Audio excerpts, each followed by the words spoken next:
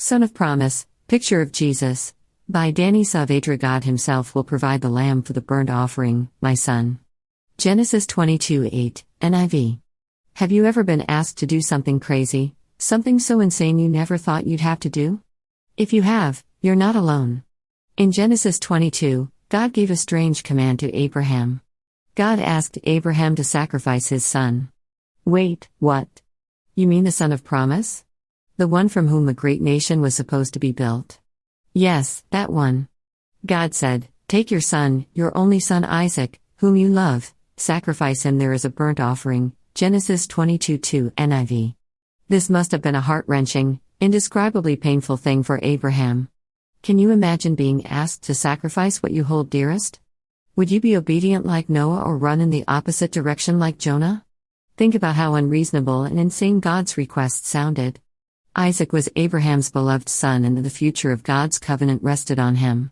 Isaac was a miracle, the gift of God in response to the faith of Abraham and Sarah. But Abraham heard God and immediately obeyed him in faith. Sometimes in our lives, we'll be faced with having to make what seems to be an impossible, difficult choice, a choice we may not understand. But when we understand the character of God, when we understand His love for us, when we recognize that His will is always for our good and His glory, we can faithfully obey Him because we know that He works all things for the good of those who love Him and are called according to His purpose. Romans 8:28.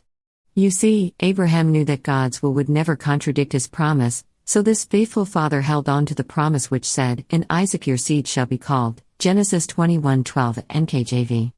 Abraham believed that even if God allowed him to sacrifice his son, that he could raise Isaac from the dead. Hebrews 11:17-19. In this we see the true nature of faith. It doesn't demand explanations, it rests on promises. That's why Abraham was able to say to his servants, "We will worship and then we will come back to you." Genesis 22:5 NIV, emphasis added, and why he was able to tell his son, "God himself will provide the lamb for the burnt offering." Genesis 22:8 NIV, emphasis added. Something that often gets lost in this story is Isaac's faith and obedience. So often, when we picture this story, we imagine Isaac as a young child, a little boy. But most biblical scholars believe he was between 18 and 33 years old. After all, he had to be big and strong enough to carry all the wood for the burnt offering. What an amazing parallel we see here in Isaac's story of God's plan for redemption through Jesus, the Lamb of God who came to bear the sins of the world. Most scholars believe that Isaac knew what was happening. He carried the wood of his own sacrifice and remained silent if he was being placed on the altar. He didn't protest when Abraham raised the knife, nothing. He willingly gave himself up to his father, just like Jesus. James E. Goodman describes Isaac as knowing and willing, quiet if not completely silent, and above all else not suffering. Clement of Alexandria wrote, "He, Jesus, is Isaac, for he was the son of Abraham as Christ the Son of God and the sacrifice as the Lord." In the end, God stayed Abraham's hand and provided another sacrifice. So Abraham called that place "the Lord will provide." And to this day it is said, "On the mountain of the Lord it will be provided." Genesis 22:14 NIV. Christmas is a celebration of the moment God provided the lamb.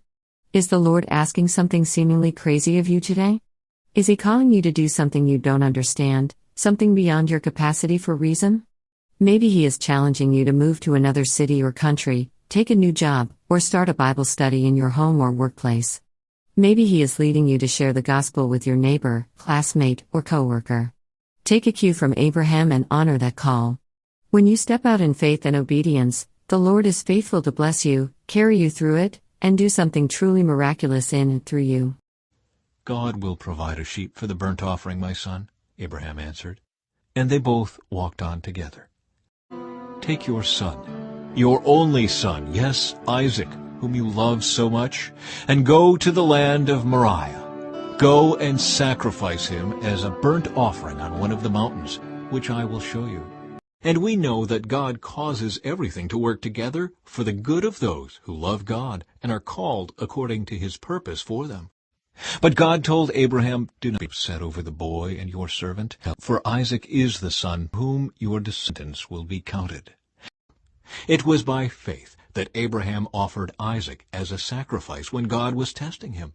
Abraham, who had received God's promises, was ready to sacrifice his only son Isaac, even though God had told him, "Isaac is the son through whom your descendants will be counted."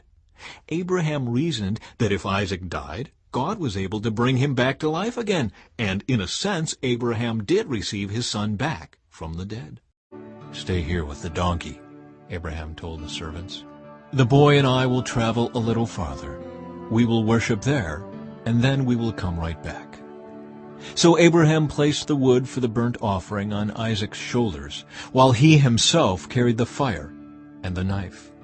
As the two of them walked on together, Isaac turned to Abraham and said, "Father?" "Yes, my son," Abraham replied. "We have the fire and the wood," the boy said, "but where is the sheep for the burnt offering?" "God will provide a sheep for the burnt offering, my son," Abraham answered. And they both walked on together. Abraham named the place Yahweh-Yireh, which means "the Lord will provide." To this day, people still use that name as a proverb. On the mountain of the Lord it will be provided.